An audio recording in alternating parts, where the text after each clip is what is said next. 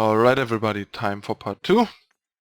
First we have Miner's Canary, not likely a constructed card. It seems like it kind of fits into Chalice, but there's really just so much competition for early defense slots and good utility 2-drops in Chalice that this is not realistically going to make it. And yeah, in Limited this is a decent blocker for more defensive controlling decks, since 4 health and flying means it can block most flyers that you usually see in Limited. Next we have Rigon's Disciple. This is one of the better and more interesting constructed cards. First of all, base stats of 2-3 on a 2-drop are pretty decent. It means it beats all 1-drops and some other 2-drops, offense and defense, so it makes for a decent blocker. Like, you can play it into the opposing, say, Oni Ronin, and they can't attack without killing it or having a combat trick, which is pretty important, because if 2-drops have 2 healths, that guarantees the opponent free attacks with the early drops, which is something that you usually want to avoid. And yeah, if you play a couple of spells, you can give it double damage in critical spots. If you play a lot of spells, this is effectively a 2-power 4/3, which is also pretty good. And obviously there's synergies with weapons and combat tricks together with the double damage, giving this a pretty high ceiling. So this is a pretty cool Justice 2-drop to keep in mind when building a deck. This could be the right 2-drop for your deck depending on what you're building, and it's really powerful. And yeah, in Limited this is also a great 2-drop for sure. Next we have Shamebearer. That's the Justice version of the pay 1 sacrifice to gain a certain effect cycle. In this case, Shamebearer puts a mark of shame on an enemy unit, which means it gets -3, -0 permanently. It's a curse. So not that great, not really a card that you usually want to play in Constructed, but in Limited is a pretty nice 2-drop. Next we have Vanquisher's Blade, arguably one of the best cards in the new set, if you ask me, probably in my top 5 cards of the set.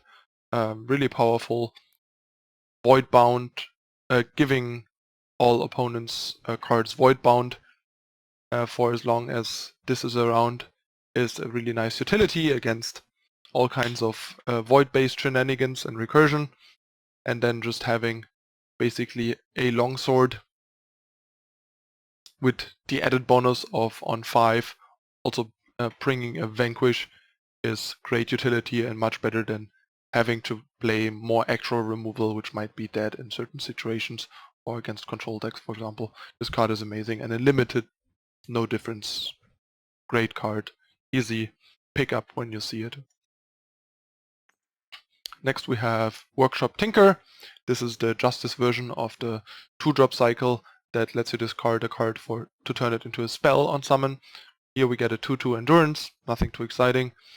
Clearly not a constructed card in Limited, a 2-power 2/2 Endurance with the potential upside of throwing away a useless card to turn it into a slightly less useless card, since in this case we unfortunately only get Tinker, which is not a great card, but still an okay 2-drop in Limited for sure. Next we have Auric Herdward.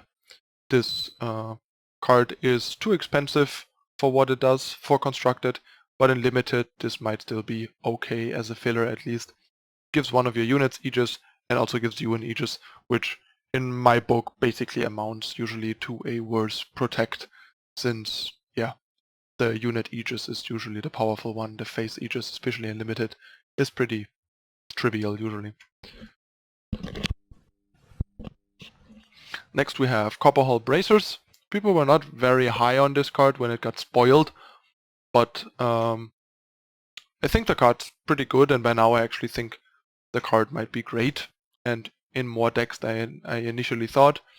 Basically, we get a 3-power +4/+0 that if it hits the enemy player, ramps you for Justice Sigil. The Justice Sigil is not depleted, so for example you can play this on turn 4 with Spellcraft and still have, say, a Finest Hour open. Sure, you will not need it in combat to save a unit with because the Copperhull Blessing makes your guys invulnerable anyway, but it lets you finish off a blocker that might not be jump blocking, but just like, yeah, blocking a unit for free and then just dies to the finest hour. And on turn 2, you can play this the same way without the Copper Her Blessing and still have finest hour or torch ready and stuff like that. So that is pretty nice. And yeah, the Copper Hull Blessing makes this work sort of like a Bandit Queen in Stone Scar. You get +4 charge attack and stats and can just turn your entire board sideways no matter what your opponent's blockers look like, which is really powerful. It brings a little less offensive stats than Bandit Queen, but instead of quick draw we get like true invulnerability to damage, which is really powerful. So yeah, in very aggressive decks this seems like a great weapon and a potentially better alternative to Hammer of Might. It has more impact and is more aggressive than Hammer of Might, which generates more incremental value. In Limited this is obviously also powerful. Next we have Grit. Definitely not a constructed card and not even a very good limited card. For 3 power we gain 3 armor and it can be free for warp, so pretty bad card. Just don't really put it into any deck, constructed or limited really. Next we have Guard Dog, another limited only card, but a pretty good limited card. A 3 power 3/3 is pretty decent in limited, and if you can drop this as a 3 power 4/4 in limited it's already really good if you can activate the tribute on curve. And it also scales better than other 3 drops thanks to the tribute if you can't get it down on turn 3. Next we have Herald of the Parliament, another limited only card really, since it's just a bit too weak and there's too much competition in this 3 card slot in constructed, and also it's really a 3/3 in constructed, which is what it would need to be good enough. But yeah, this is basically a 3 power 2/2 flyer in limited that rarely is a 3/3, but where it really comes in is the ultimate getting another flyer from this card. Even though it's costly, flyers, especially 4/4 flyers, are so powerful and limited that this card is pretty good. So this is a pretty high pick in Justice, if you ask me. Next we have Kozul Battle Mage, another pretty sweet constructed edition.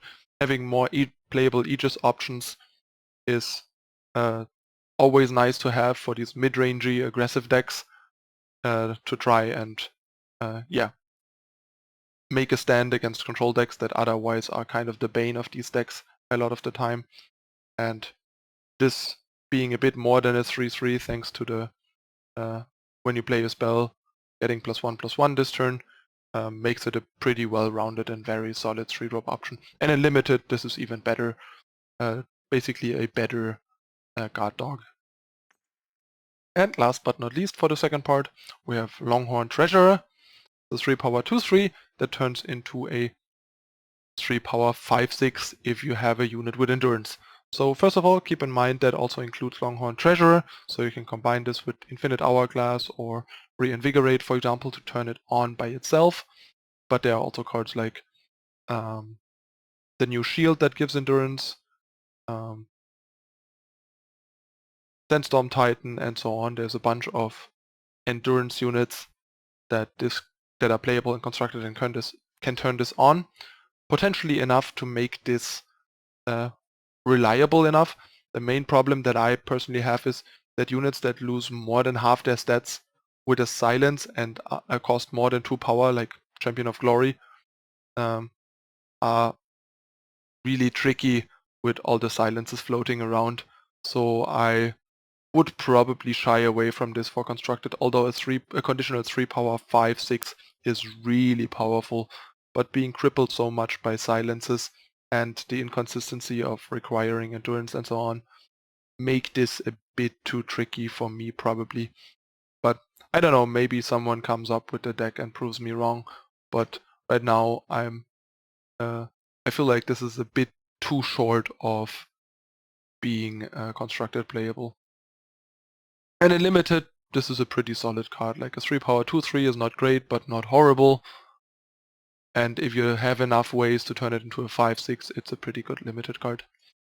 Alright, that's it for the second part of Justice. Stay tuned for the third part coming up next.